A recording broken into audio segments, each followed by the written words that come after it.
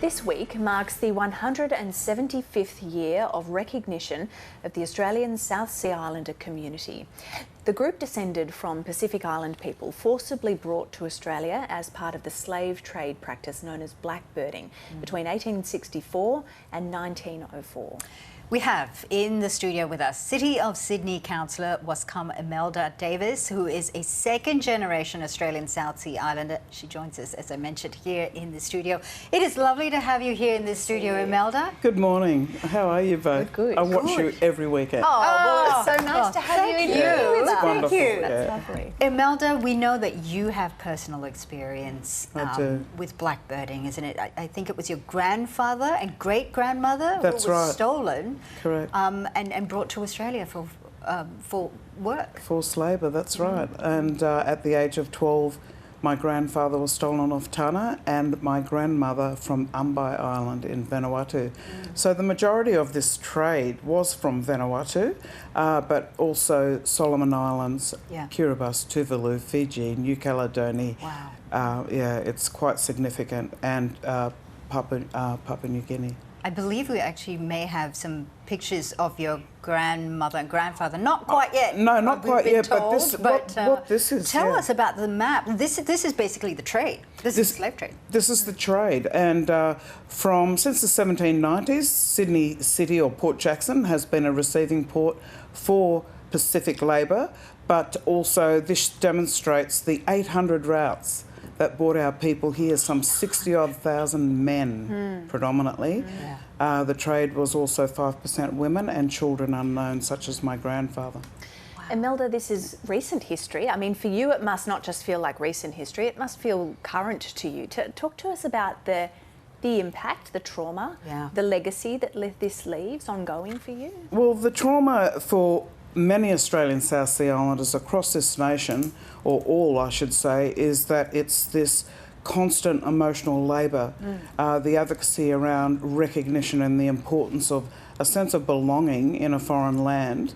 You know, we're displaced peoples, stolen generations, and we're seeking to find our families, but more importantly, we're calling on the government to actually implement some meaningful programs and services that are going to rebuild our community health and well-being, you know, because the ongoing effects of trauma are real. It sits in our DNA. And, you know, I'm not excluding other cultures that have suffered atrocities in this country or because of colonialism and what that's caused for us. But, you know, we're one community that's been here 175 years and has not been given the necessary support to the capacity it should be. I believe we now do have pictures of your grandmother and your great-grandmother and your grandfather. Yeah, that's my nana. Your nana, right? Yeah, okay. on the right. When when they were stolen, talk to us about that. How does it even come about? So Nana was actually born to the 14-year-old girl that I told you about that was taken to Bundaberg, Sarah Bookie Toa. And Nana was born on the plantation at Illawarra in Maryborough, and she went to the Northern Rivers at some point, and that's where she met or, you know, built a relationship with my grandfather who was stolen. So they had 11 children, and majority are deceased today due to, you know, the legacies of marginalisation and the challenges with health or lack of health resources and things like that. But, you know, and they raised and were respected for the work that they'd done across communities, as grandfather actually ended up owning his own banana farms, and that's grandfather Moses, to pay Inaras. And he was a respected community member of the Northern Rivers mainly because he was known as a savvy bushman or a lawyer of sorts. And I like to think I've got a natural ability to sort of advocate for social justice and the rights of our people. So, and the whole family that I come from, the Inez family, Corowa families, and many from the Tweed, are staunch activists. Mrs. Faith Bandler, well-known, renowned for the 1967 referendum.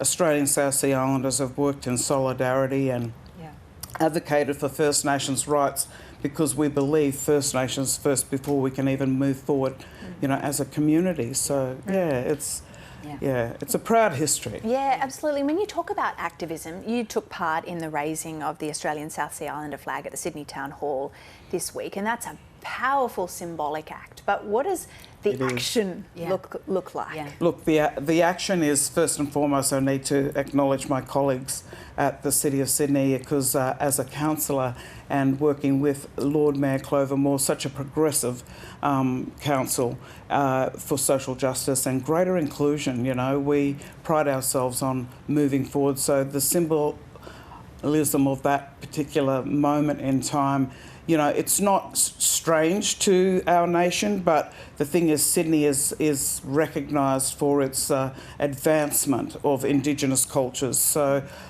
you know, it was overwhelming, and we had 100-odd people there to celebrate, and I guess, you know, going and running a series of workshops through the notice of motion that I put forward in April that was supported unanimously allows for the truth-telling that needs to be told. And these are just some of the wonderful images of the Vanuatu High Commissioner and our Torres Strait Aboriginal communities and South Sea Islanders and Solomon Island kin. And it was just a formidable day and a sad day because I was really emotional.